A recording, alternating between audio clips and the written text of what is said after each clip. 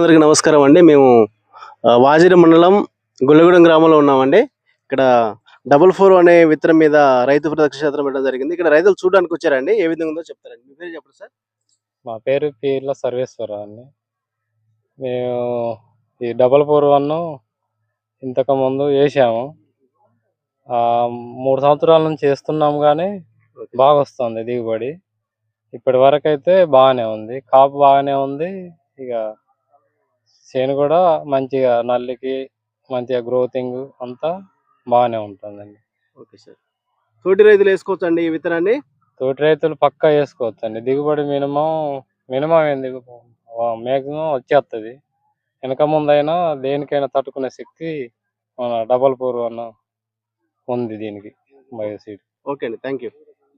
అదా చెరుకూర అది పక్కనే బాగుంది. బాగుంది అంతే. చెప్పండి సార్. ఇంకా ఇంకేం చెప్పాలి? సైజు కాయ సైజు కానీ ఎట్లా ఉందో? Okay size. Okay okay okay అండి, సూపర్ ఉంది. Okay thank you sir. ఇక చెప్పండి, ఎవరన్నా రైతులు ఎవరన్నా మాట్లాడే వాళ్ళు?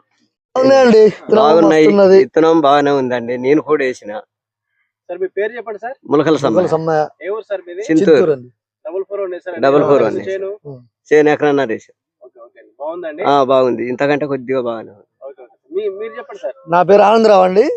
మీరు కూడా అదే ఎత్తున వేసానండి, బాగుంది. Thank you.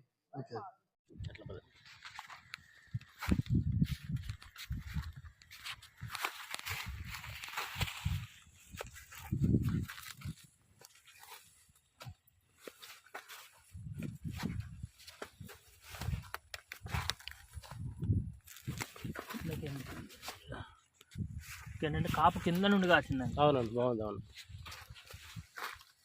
Okay okay.